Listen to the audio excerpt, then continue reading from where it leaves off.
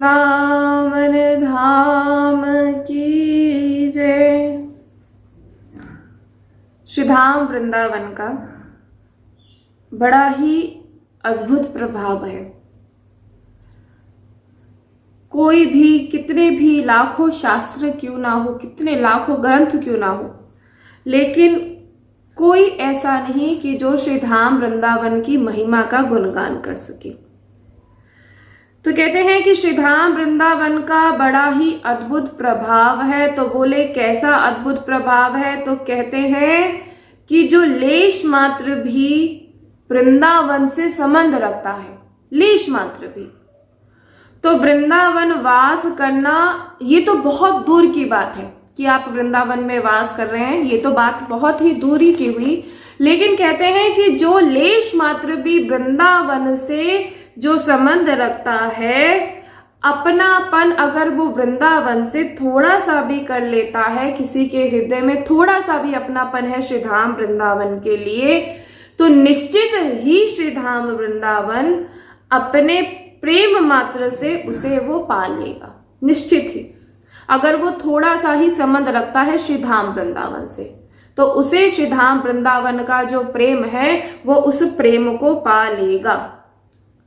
तो कहते हैं कि वास की बात आज नहीं हो रही, अभी बात हो रही है कि बस इतना सा भी, लेश मात्र भी संबंध अगर आप में से कोई अगर श्री धाम वृंदावन के प्रति रखता है, श्री धाम वृंदावन से है, तो कहते रस समुद्र में आपको डुबो दिया जाएगा। रस समुद्र में, इतना सा नहीं कि थोड़ी सी आपको बस थोड़ा सा ऐसा कहते छींटे पड़ जाए, उसका नहीं, आपको रस समुद्र में डुबो दिया जाएगा। श्री धाम वृंदावन, यदि अगर कोई श्री धाम वृंदावन का चिंतन करता है, केवल चिंतन, अगर चिंतन भी होता है, वृंदावन धाम से आप अपनापन कर लें। दूर देश में अगर कोई रहता है जो श्री धाम वृंदावन में नहीं आ पा रहा, लेकिन अगर वो दूर देश में रहता है, तो श्री धाम वृंदावन इतने मात्र से उसे रस सिंधु में डिबो देगा अगर वो वृंदावन से लेश मात्र संबंध रखता है, अगर वो वृंदावन का चिंतन करता है। अब इसके आंतरिक भाव का आश्चर्य क्या है, इसका मतलब आप सभी समझिए कि जो वृंदावन से संबंध स्वीकार कर लेगा, आप में से कोई हो एक ऐसा जो वृंदावन से अपना संबंध मान ले कि भाई वृंदावन में जैसे आपने माना कि दीदी है, रहती है, इतना सा आपने संबंध माना, तो आप हमसे मिलने आएंगे। भाई वृंदावन में आप सभी आएंगे, क्यों आएंगे? क्योंकि आपको अगर वृंदावन की पहचान ठाकुर जी हैं, श्री लाडली जी हैं, लेकिन अगर आप वृंदावन में वास नहीं कर पा रहे, तो वृंदावन से किसी से भी संबंध रख लीजिए, किसी से भी कोई रिश्ता बना लीजिए। अब कहीं ना कहीं आपका चिंतन वहां होगा और आप उनसे मिलने के लिए वृंदावन में आएंगे, और जब आप वृंदावन आएंगे तो आपको रसिकों का संग मिलेगा।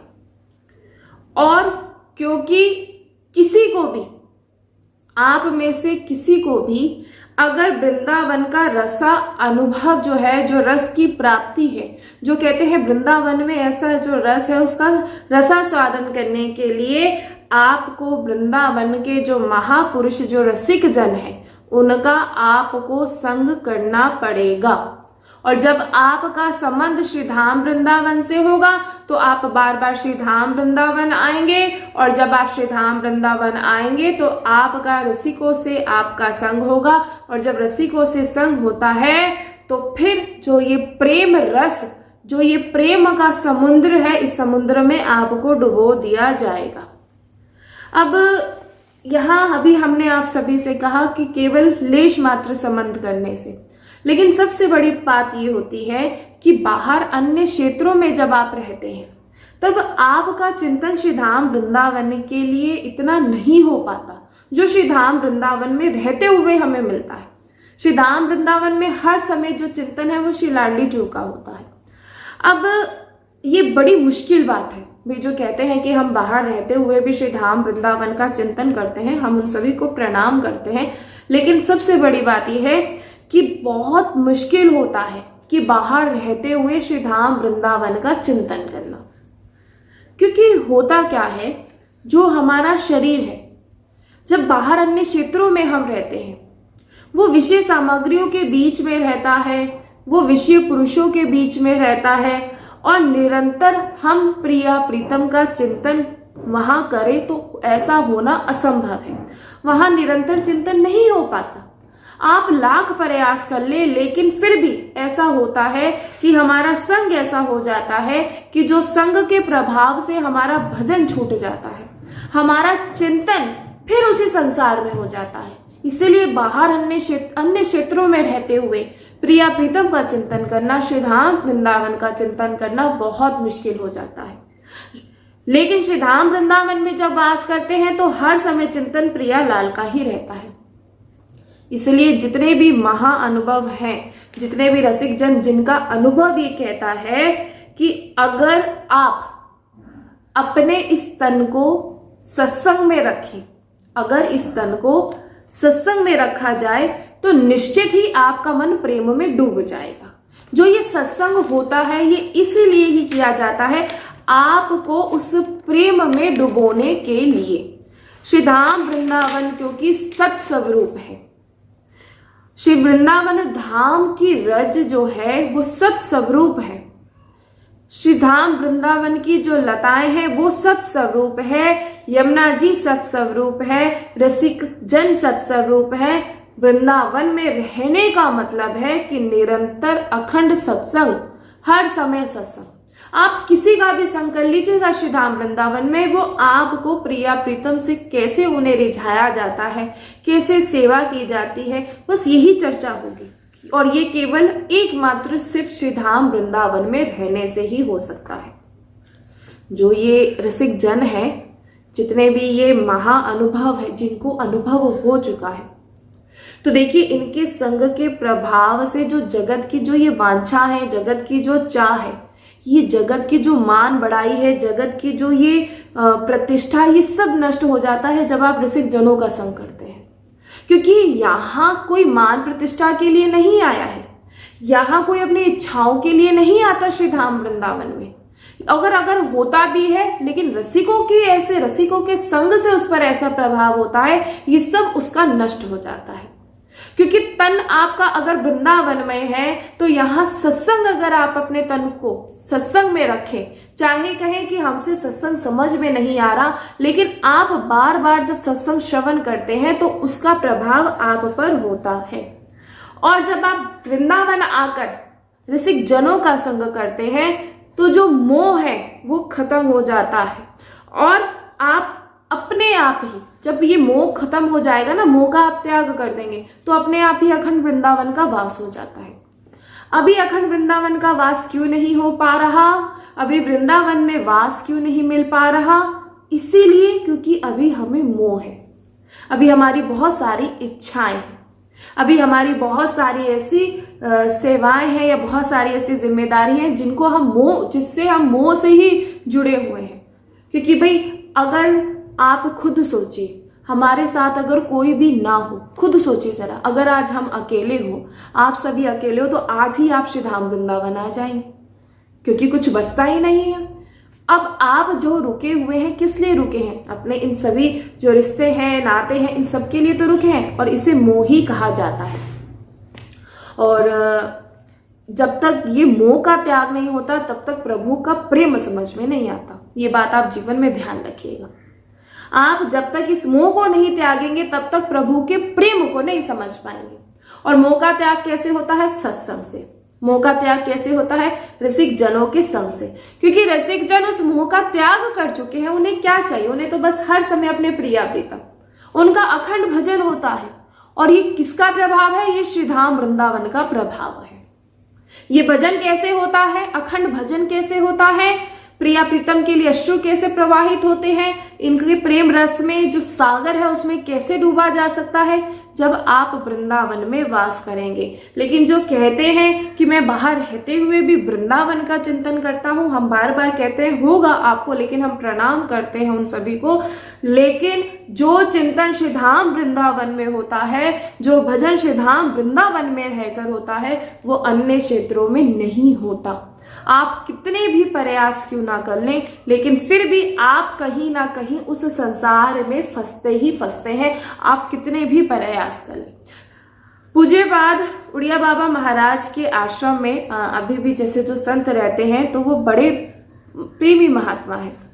तो कई वर्षों की पहली बात है, तो गुरुदेव बताते हैं, तो गुरुदेव से उन्होंने बताया कि संतों की उन्होंने जो चर्चा करी, जो ये संत जितने भी हैं जिन्हें आप देखते हैं जो ये भंडारा खाते हैं, तो कई बार मन में ऐसा भाव, जो बुद्धि जीव हैं, जो संसारी जीव हैं, उनके मन में ऐसा भाव आ जाता है, क्योंकि अपनी दोष दृष्टि लेकर आते हैं ना, तो कि ये जितने संत हैं अगर ये श्री जी से प्रेम करते हैं, अगर श्री जी इनका ध्यान रखती है, तो ये ऐसे क्यों भागे भागे फिरते हैं भंडारे के लिए। अगर कहीं भी भंडारा मिल रहा है तो भागे भागे चले जाते हैं। ये तो बेचारे हैं, इनके पास खाने तक नहीं होता, ये भंडारे मांग मांग कर खाते हैं। कई बार ऐसी जो दोष दृष्टि है, ऐसी जो बुद्धि है, आप लोगों के मन में ऐसा भाव आ जाता है। तो हम आप सभी से कहेंगे, कभी ऐसी बुद्धि मत रखिएगा कि ये संत है, ये भंडारे से मांग कर खाते हैं या ये लोगों से मांग कर खाते हैं, इनके पास ये बेचारे हैं, इनके पास खुद साधन नहीं है, और ये बातें, ये ऐसी कभी आप बुद्धि मत रखिएगा। और अगर ऐसी बुद्धि हो तो उस बुद्धि को निकाल दीजिए और क्षमा याचना करें कि हमसे ऐसा अपराध हुआ, अगर ऐसी बुद्धि आप में है। देखिए, जो ये श्री धाम वृंदावन से ये जो जितने भी संत हैं ना, ये श्री लाडली जो की गोद में रहने वाले संत हैं, और इनके प्रति अगर हम लोग गंदा भाव रखेंगे तो याद करिएगा, श्री जी आपको कभी भी उस प्रेम में नहीं डुबोएंगे। क्योंकि जितने भी संत महात्मा जन हैं वो कहाँ हैं, वो श्री धाम वृंदावन के वासी हैं, वो श्री धाम वृंदावन में वास कर रहे हैं। और अगर उनके प्रति हम अगर ऐसी दोष बुद्धि लाएं, ऐसी अगर हम हमारी दोष दृष्टि हो, तो ये बहुत ही गलत होगा। ये साधारण महात्मा नहीं होते। जिन संतों को आप देखते हैं जो भंडारे की जो कतारें हैं जिसमें वो खड़े रहते हुए भंडारा मांगते हैं, अगर भंडारा पाते हैं तो आप कभी उन्हें सामान्य महात्मा मत समझिएगा। वो कोई सामान्य महात्मा नहीं है। आप जरा ध्यान से देखिएगा, कभी अभी तक आप लोगों ने ऐसा सत्संग नहीं सुना, अभी तक आपने महिमा नहीं सुनी संतों की, महात्माओं की, इसीलिए अभी आप दोष बुद्धि रखते हैं, आपकी दोष दृष्टि रहती है। आप ये देखिए कि वो श्री धाम वृंदावन में वास कर रहे हैं। सबसे बड़ी बात, वो वृंदावन की रज में वास करने वाले हैं। अगर वो भंडारा खाने के लिए आपको डोलते नजर आते हैं तो ये देखिए कि वो डोल कहाँ रहे हैं, वो डोल रहे हैं श्री धाम वृंदावन में। अगर वो भंडारे के लिए कतारों में खड़े हैं तो वो कहाँ खड़े हैं, वो श्री धाम वृंदावन में। और अगर वो श्री धाम वृंदावन में आए हैं तो किसके लिए आए हैं, श्री जी के लिए आए हैं। उनको किसने बुलाया है, श्री जी ने बुलाया है। तो वो सामान्य महात्मा कैसे हो सकते हैं, वो सामान्य संत कैसे हो सकते हैं। ये तो आपकी और हमारी बुद्धि ऐसी है जो हम हर किसी को अपनी बुद्धि के अनुसार देखते हैं। कहते हैं ना सेवक जी कि हम अल्प बुद्धि के हैं, हम लघुमति के हैं, छोटी बुद्धि के लोग हैं। कैसा सोच सकते हैं, अपनी बुद्धि के अनुसार ही तो सोच सकते हैं। जिन कतारों में आप संत महात्माओं को खड़े हुए देख रहे हैं और आप सोचते हैं कि वो भंडारा पाते हैं, मांग कर खाते हैं, क्या आप जान सकते हैं कि उसमें कब आपके लालजू खड़े हों? आप जान सकते हैं? कभी नहीं जान सकते। लालजू प्रिया प्रीतम यही है श्री धाम वृंदावन में। कभी ऐसा दर्शन, आप एक बात बताइए हमें जरा, आप यहाँ आते हैं, आपसे लोग जो है संत हैं या जितने भी यहाँ जो रहते हैं जिन्हें आप भिखारी कहते हैं, आपसे भिक्षा मांगते हैं। कभी आपने गौर किया है, ये बड़े ही कृपा होती है जो इसे समझ पाते हैं कि जो आपसे भिक्षा मांग रहे हैं वो हाथों में चांदी के कड़े पहने हैं। अब आप सोचिए कि जो भिक्षा मांग रहा है उसके जिसके हाथों में चांदी के कड़े, उसे भिक्षा की क्या आवश्यकता है।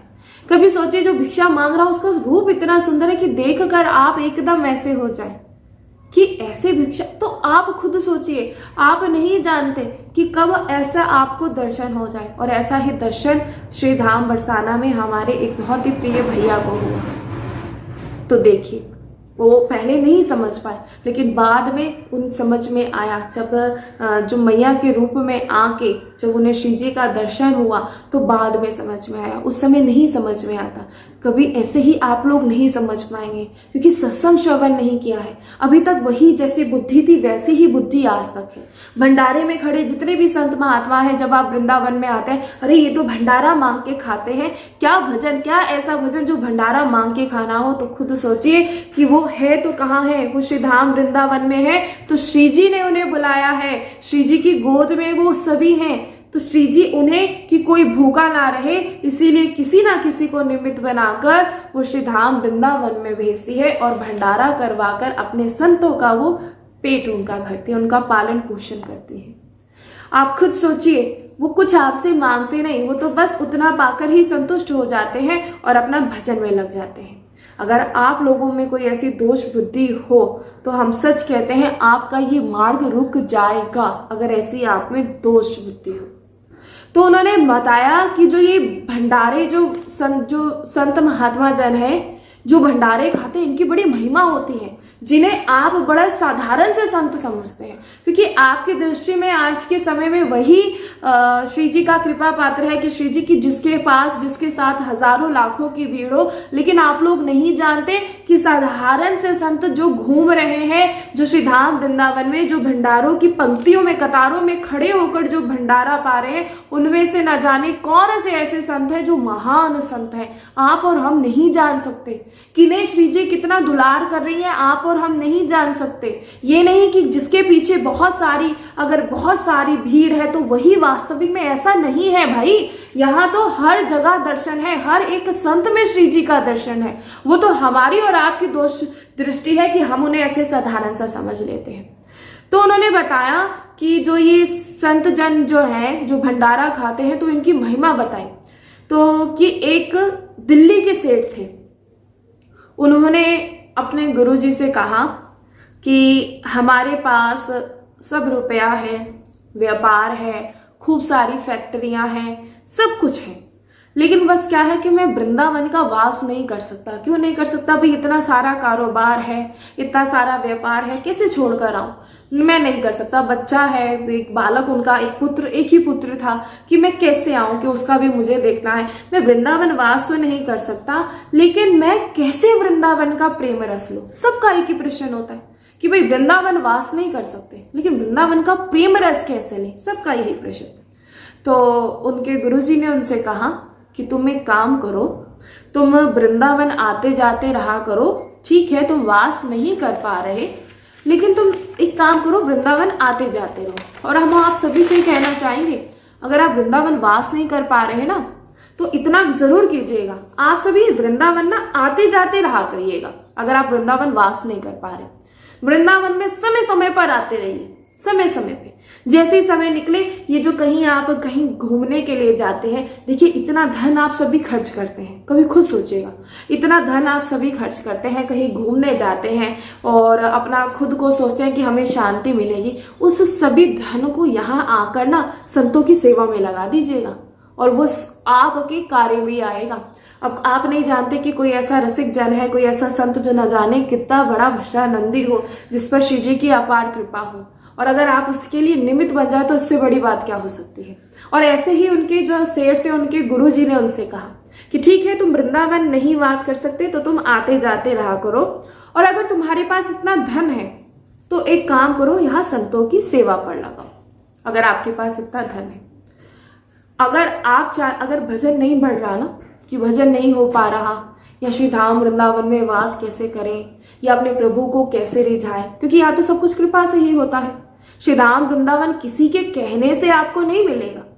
श्री धाम वृंदावन तभी मिलेगा जब श्री जी आप पर कृपा करेंगी। ये किसी के हक में थोड़ा ना है कि किसी ने आपसे कह दिया कि आ जाओ तुम्हें श्री धाम वृंदावन का वास मिल जाएगा।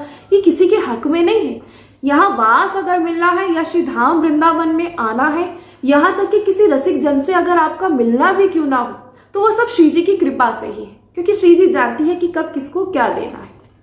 अब उनसे कहा कि तुम एक काम करो, तुम धनी हो, तुम्हारे पास काफी धन है, तो तुम वृंदावन आते जाते रहा करो और अपने धन को वृंदावन के संतों की सेवा में लगा दो।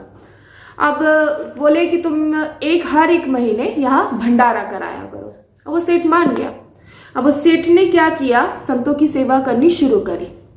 हर महीने आने लगा, हर महीने वो सेठ आने लगा और आप जैसे ही आने लगा संतों की सेवा करने लगा हर महीने। संतों की सेवा, संत सेवा से बड़ा जीवन में बदलाव आता है। जब आप संत सेवा करना शुरू करेंगे ना, तो आपका जो ये अंतःकरण है ये पवित्र होना शुरू होता है। ऐसा होता है। ऐसे ही उस सेठ के साथ हुआ। अब सेठ हर महीने सेवा कर रहा है संतों की, हालांकि वो कोई भजन नहीं कर रहा, वो सिर्फ संतों की सेवा करता है, संतों के लिए या भंडारा कराता। अब उसका अंतःकरण पवित्र होने लगा। वो सोच रहा कि मेरे साथ ऐसा कैसे हो रहा है कि मैं बताओ संतों की सेवा कर रहा हूं और मेरा अंतःकरण जो है वो पवित्र हो रहा है, मेरा भजन हो रहा है। उसे बड़ा ही आनंद आया। अब उसने 1 महीने की जगह हर एक हफ्ता भंडारा कराना शुरू कर दिया, हर हफ्ता। क्योंकि इससे फलस्वरूप जब वो भंडारा कराना शुरू करा सेठ ने, उसका जो व्यापार था वो भी बढ़ने लगा और फिर उसके बाद उसका अंतःकरण भी पवित्र होने लगा, उसका भजन बढ़ने लगा, तो उसे बड़ा आनंद आया। अब उसने हर महीने की जगह हर हफ्ते में उसने भंडारा कराना शुरू करा। अब उसे बहुत आनंद आने लगा सेवा से। संत सेवा जीवन में कहते हैं ना कि अगर कुछ करना हो, एक संत सेवा और एक गौ सेवा, इससे हरि बड़ी जल्दी रिझते हैं। ये बिल्कुल सत्य है।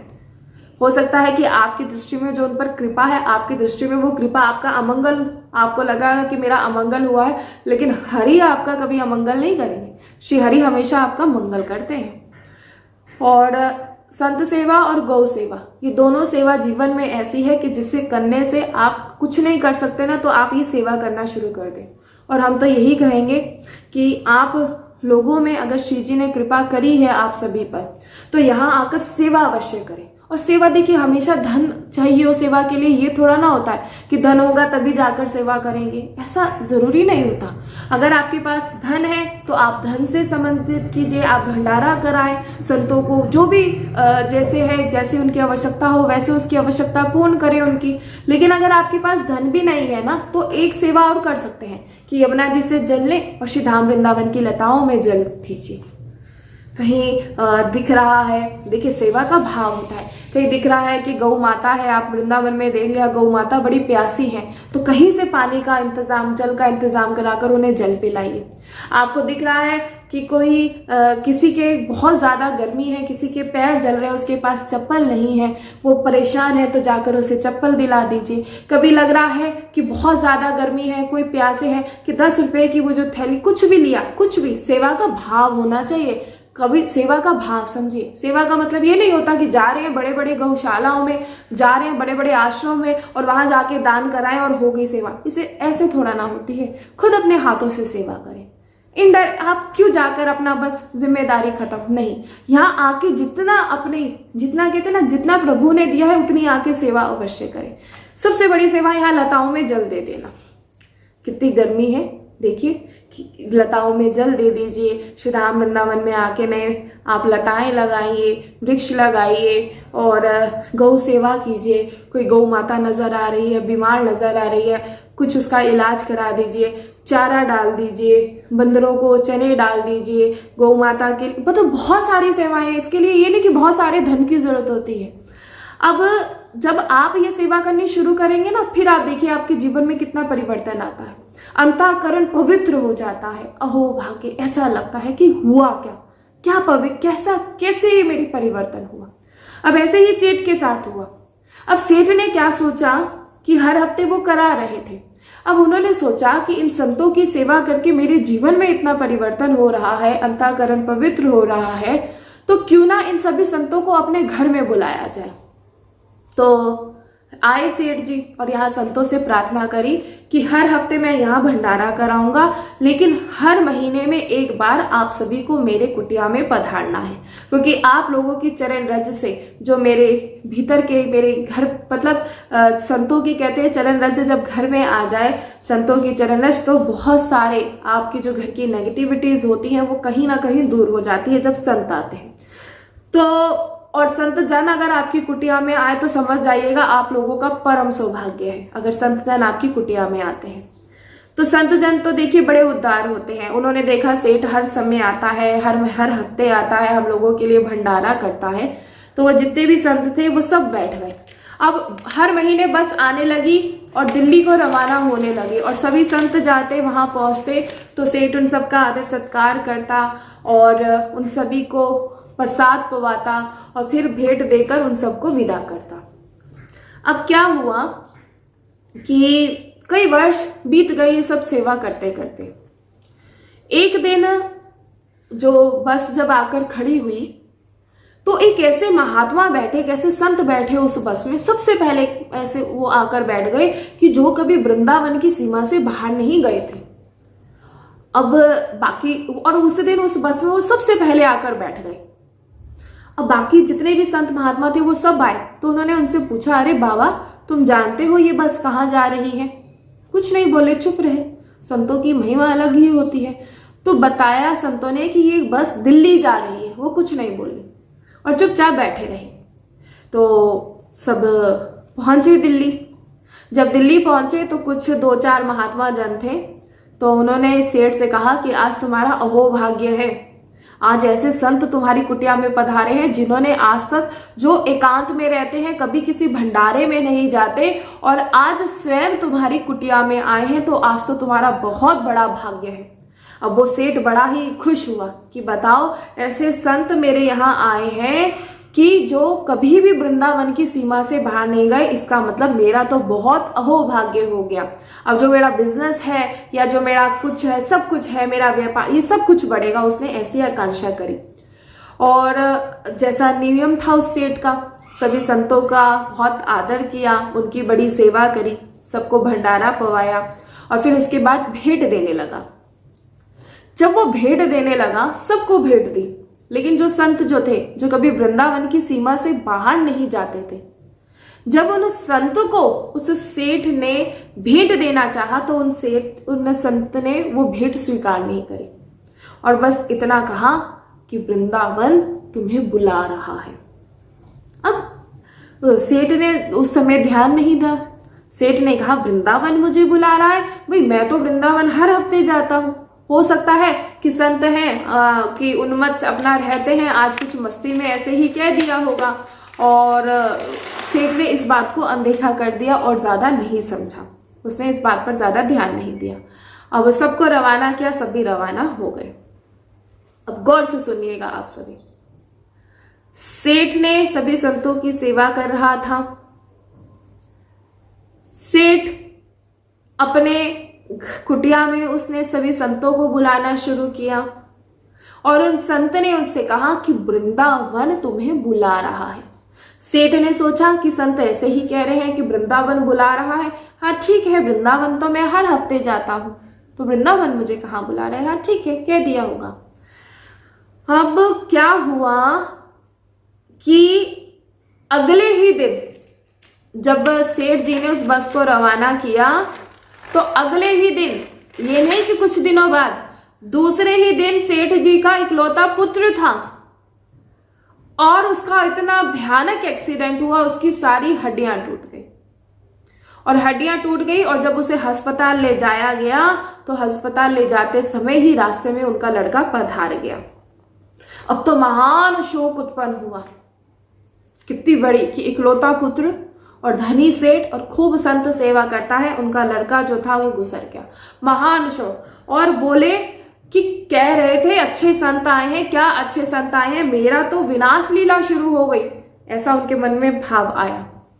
और जब लड़का पधारा तो धीरे धीरे सेठ को वैराग्य होना शुरू हुआ। वैराग्य क्या हुआ कि अब मैं किसके लिए कमाऊं, मेरे लिए तो अब कोई भी नहीं, एक मात्र पुत्र था, अब कोई भी नहीं, अब एक धर्म पत्नी बची है और एक मैं हूं, तो मैं किसके लिए धन कमाऊं। सेठ को वैराग्य होना शुरू हुआ। सेठ ने अपनी सभी फैक्ट्रियां, अपनी सभी जमीन, सभी जायदाद, सभी दुकानें सब बेच दी और आ गया श्री धाम वृंदावन। जो सेठ कह रहा था कि विनाश लीला शुरू हो गई संत के आने से, अब उसी सेठ के मन में इतना वैराग्य उत्पन्न हुआ कि वो श्रीधाम वृंदावन आ गया और श्रीधाम वृंदावन में अपना सब कुछ बेचकर आ गया और श्रीधाम वृंदावन में उसने फिर से संत सेवा करनी शुरू करी। अब जब वो वास करने लगा जब वो संत सेवा उसने फिर से करनी शुरू करी, फिर उसे वो शब्द याद आए, उन संत के, उस संत की वाणी उसे याद है, संत के शब्द याद आए कि उन सेठ ने कहा था, उस संत ने कहा था कि वृंदावन धाम तुम्हें बुला रहा है। और अखंड श्री धाम वृंदावन का वास हुआ उन सेठ का, अखंड श्री धाम वृंदावन का वास। अब आपकी और हमारी नजरों में अगर देखें तो कहेंगे कि कितना अमंगलमय घटना ये हुई, लेकिन ये अमंगलमय घटना नहीं हुई। हमें लग सकता है अमंगलमय हुई, अमंगलमय नहीं हुई। ये संत सेवा का परिणाम हुआ।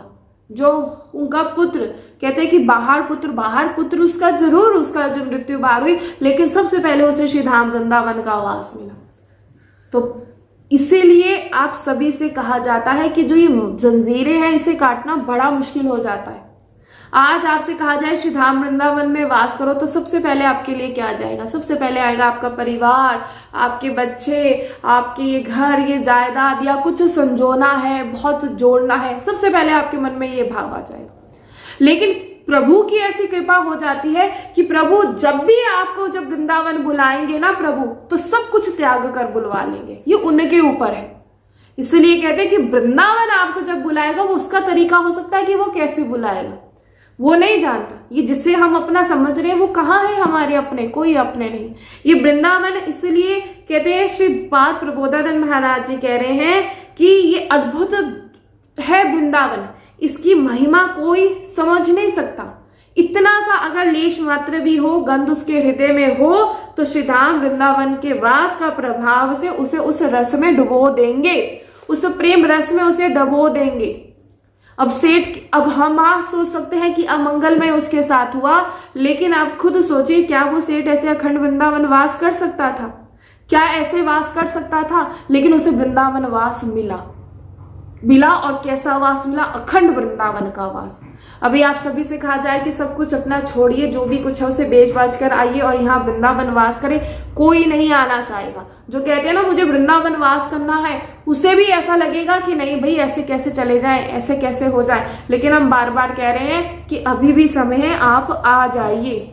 श्री धाम वृंदावन वास अभी नहीं हो पा रहा तो यहाँ थोड़ा सा संबंध किसी से बना लीजिए, कि किसी से भी संबंध, किसी रसिक जन से, किसी के भी आप संबंध बना लीजिए। और फिर देखिए, जब आपका संबंध होगा श्री धाम वृंदावन में, तो आपको रसिक जनों का संग होगा ही होगा। जब आप श्री धाम वृंदावन आएंगे, बिना रसिक जनों के संग से आप श्री धाम वृंदावन की महिमा ना जान पाएंगे, और प्रिया प्रीतम का जो प्रेम है उसे हम समझ ही नहीं पाएंगे। ये तो सिर्फ रसिक जनों के संग के ही तो होता है। अब संसार का संग करेंगे तो वही संसार का राग, अब रसिक जनों का संग होगा वही प्रिया प्रीतम का प्रेम। सोचिए जरा, ये सिर्फ संग से ही हो सकता है। इसलिए जानिए और पहचानिए। चाहते हैं ना श्री धाम वृंदावन का वास, तो वृंदावन आते जाते रहिए। और एक दिन सच कह रहे हैं, ऐसा हो जाएगा कि निश्चित ही आपका वृंदावन का अखंड वृंदावन का वास हो जाएगा, और प्रिया प्रीतम का प्रेम रस है वो आपको प्राप्त होगा। और ये झूठ नहीं है, ये बिल्कुल सत्य है, ये बिल्कुल झूठ नहीं है। अब वो वृंदावन जाने की वो आपको कैसे बुलाता है? ये श्री धाम वृंदावन की जो महिमा को जानना है ना, तो सबसे पहले आपको प्रेमी जनों का संग करना पड़ेगा, जो डूबा है प्रियालाल के उस रस में, जिसे उस रस की प्राप्ति हो रही है। तो सबसे पहले आपको उनका संग करना पड़ेगा।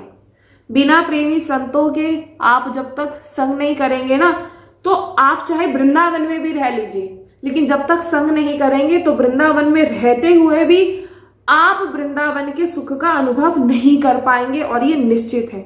ना बिना सत्संग किए, ना बिना वृंदावन धाम की महिमा सुने, आप वृंदावन के रस को प्राप्त नहीं कर पाएंगे। वृंदावन के रस को वही प्राप्त करेगा जो सत्संग सुनेगा, जो श्री धाम वृंदावन की महिमा सुनेगा, जो जानेगा कि श्री धाम वृंदावन क्या है। श्री धाम वृंदावन में वास के लिए बार बार क्यों कहा जाता है? भाई समझिए, जानिए। नहीं जानेंगे तो ऐसे ही समय नष्ट हो जाएगा। श्री जी बड़ी कृपा कर रही हैं कि आपके यहाँ तक आपको आना नहीं पड़ रहा, लेकिन जहां आप हैं वहीं आपके पास श्री धाम वृंदावन की महिमा पहुंच रही है। तो इसका मतलब क्या है, समझिए। सबसे पहले श्री जी क्या करती हैं कि आपके लिए कोई ना कोई निमित्त अवश्य बनाती है, कि ये इसके लिए निमित्त बनेगा और ये जाकर श्री धाम वृंदावन की महिमा श्रवण करेगा, श्री धाम वृंदावन में जाकर अपना समय व्यतीत करेगा और इसके संग से मुझे इसकी प्राप्ति होगी। और ऐसा रसिक जनों के संग से ही होता है। भाई कैसे मिलेगा वृंदावन का सुख? जब जानेंगे तभी तो मिलेगा, जब जानते नहीं तो कैसे मिलेगा बताइए। प्रिया प्रीतम यही है, इसलिए कहते हैं किसी के लिए भी कोई दोष दृष्टि मत रखिएगा।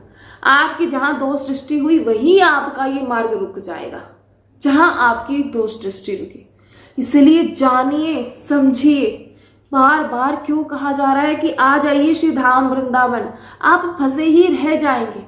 अब कोई कहता है कि मेरे साथ ऐसा हो गया, मेरे साथ वैसा हो गया, मैं प्रभु का बहुत भजन करता हूँ, मैं प्रभु की बहुत सेवा करता हूँ, लेकिन फिर भी मेरे साथ ऐसा क्यों, फिर भी मेरे साथ ऐसा क्यों? आप क्या पाना चाहते हैं? कोई कहता है मुझे 100 रुपये मिल जाए तो मैं बड़ा ही अत्यंत सुखी हो जाऊंगा, मैं चैन की नींद सोऊंगा। और हम सच कहते हैं, जिसे 100 रुपये मिलेंगे ना वो 1000 रुपये की इच्छा करेगा, और जब 1000 रुपये मिलते हैं तो वो लाखों की इच्छा करता है, और जब लाखों मिलते हैं तो वो करोड़ों की, और जब करोड़ों की, जब वो चाहे इस हिंदुस्तान का, इस भारत का वो सबसे अमीर क्यों ना बन जाए, फिर उसकी बात रहती है वो राष्ट्रीय स्तर पर, वो जो क्या बोलते हैं आप, बाहर के देशों की, कि मैं विश्व का बन जाऊं। अब बताइए, विश्व का तो एकमात्र ही सबसे महान और सबसे जो धनी व्यक्ति वो तो केवल एक ही हमारे प्रभु हैं, हमारे प्रियालाल हैं, उनसे बढ़कर कोई हो सकता है? इसलिए मत बढ़ाइए अपनी आकांक्षाओं को, अपनी इच्छाओं को मत बढ़ाइए। आपके दुख का कारण, इंसान के जीव के दुख का कारण उसकी चिंताएं हैं, उसका चिंतन है। प्रभु ने आपको कोई दुख नहीं दिया है, प्रभु ने तो आपको भी श्री धाम वृंदावन दिया है, प्रभु ने आपको रसिक जनों का संग दिया है, आपको हीरा मिला है। अब इसे अज्ञानता के कारण इसे पत्थर समझ के आप इसे मत ठुकरा दीजिएगा कि ये तो मामूली पत्थर है। हीरा आप सभी को मिला है, इसलिए इस हीरे को मत खोइए। परम सौभाग्य है आपका जो श्री धाम वृंदावन की महिमा आपको श्रवण करने के लिए मिल रही है। हर कोई सोचता है कि क्या है श्री धाम वृंदावन, अरे हम कहते हैं आइए तो सही, कुछ समय यहाँ व्यतीत कीजिए, फिर जानेंगे कि क्या है वृंदावन। अगर ना रोए ना वृंदावन के लिए, फिर आप कहिएगा। रसिक जनों का संग करेंगे ना, फिर ना रोए वृंदावन के लिए, फिर आप कहिएगा। और चाहे हो तो देख लीजिएगा, आप में से बहुत से ऐसे जन हैं जो यहाँ एक बार आते हैं फिर रोते हैं श्री धाम वृंदावन के लिए। ऐसा एक कहते हैं कि ऐसा रस उन्हें चखा दिया जाता है, एक ऐसा नशा हो जाता है कि उस नशे की उसे लत लग जाती है, और बार बार वो चाहता है कि उस नशे को पाए। इसलिए जानिए श्री धाम वृंदावन की महिमा, और जितना हो सके बार बार कह रहे हैं श्री धाम वृंदावन आए। समय नहीं मिलता, समय ऐसे ही गुजर जाएगा। जिस दिन यमदूत खड़े होंगे ना, यमराज जी के पक्ष पार्षद जो है आपके सम्मुख, आपके सर पर खड़े होंगे, और फिर आप कहेंगे कि काश उस समय में चले जाता, फिर उस समय कोई लाभ नहीं होगा। अभी समय है, आपको श्री जी ने बड़ी कृपा करी है कि आपका शरीर स्वस्थ है। आपको बार बार कहा जा रहा है, क्या कहा जा रहा है कि श्री धाम वृंदावन आ जाओ। हम आपसे ये कहते हैं कि घूमने जाओ, ऐसा करो वैसा करो, नहीं, आपको सही मार्ग दिखाया जा रहा है। इसलिए जानिए श्री लाली जो की बड़ी कृपा है, श्री धाम वृंदावन की महिमा जाने, और यहाँ जितने भी जन जो रह रहे हैं वो सब प्रभु के कृपा के पात्र हैं। श्री जी उन्हें अपनी गोद में बिठाकर बड़ा ही लाड कर रही हैं, और ऐसों से आप जब मिल जाए तो आपको भी वो प्रेम मिल जाएगा आपको। क्योंकि क्या होता है, रसिक जनों को श्री जी प्रेम करते हैं, क्योंकि उनका चिंतन हर समय, आप सोच सकते हैं आपकी दृष्टि है, दोष दृष्टि है, आप दोष दृष्टि रखते हैं कि ये रसिक है, ये तो झाड़ू कर रहा है, ये पोछा कर रहा है, ये ऐसा कर रहा है, ये वैसा। वो आप लोगों की दृष्टि में है, लेकिन क्या आप जानते हैं वो तो श्री जी की सेवा कर रहा है। आप लोग जानते हैं, आपकी दोष बुद्धि है, इसलिए आप लोग नहीं जान पाएंगे। आप लोग उसी को जानते हैं जो आराम से जो बैठा है, और जो ऐसे आंखें, उसे चिंतन नहीं कहते हैं भाई, उसे नहीं कहते आंखें बंद करके कब प्रभु का दर्शन होता है। प्रभु तो यहाँ तो श्री धाम वृंदावन में आंखें खोल कर प्रभु का दर्शन होता है। यहाँ साक्षात प्रभु सामने है, और यहाँ इनका दर्शन जब आप जाते हैं तो क्या जब बिहारी जी के यहाँ आप जाते हैं, जब आप राधा वल्लभ लाल जो जाते हैं, राधा रमन लाल जो जाते हैं, तो क्या आप आंखें बंद करके दर्शन करते हैं? नहीं, श्री धाम वृंदावन में प्रभु का दर्शन आंखें खोलकर होता है। बस आंखों में अभी एक माया का चश्मा है, माया का पर्दा है, उसे उठाना है, और जब वो उठ जाएगा तब प्रभु का दर्शन होगा। और उस उठाने के लिए कौन आपका सहायक है? वो है रसिक जन। इसलिए श्री धाम वृंदावन की महिमा जाने, कोई ऐसा वैसा धाम नहीं, साक्षात प्रिया प्रीतम यही विराजमान है और रसिक जनों को ऐसे दुलार कर रहे हैं। आप खुद सोचिए, कोई भूखा नहीं, कितने भंडारे नियमित रूप से होते हैं, नियमित रूप से होते हैं। तो ये क्या आप कर रहे हैं या कोई और कर रहा है? नहीं, श्री जी को पता है कि ये मेरा निज जन है, इसको प्रसाद पवाना है, और क्योंकि मेरा भजन करेगा, मेरा चिंतन करेगा, और ये इसका चिंतन मेरा है, इसका चिंतन मुझे करना है। तो श्री जी किसी ना किसी को निमित्त बनाती है, और जहां वो बैठा है वहीं उसके लिए प्रसाद आ जाता है। इससे बड़ी बात क्या हो सकती है? सोचिए आप, उसे कुछ करने का प्रयास नहीं करना, वो तो सिर्फ भजन में डूबा है। उसके पास कहते हैं ना, कर्म करो तब जाके तुम्हें मिलेगा। अरे वो तो बैठा भजन कर रहा है, उसके पास प्रसाद चलकर आ रहा है, इससे बड़ी बात क्या हो सकती है? इसलिए जानिए, समझिए श्री धाम वृंदावन की महिमा को, और बार बार श्री धाम वृंदावन आए, जितना हो सके उतना श्री धाम वृंदावन आए। श्री जी आप सभी पर कृपा अवश्य करेंगे। जय श्री राधे।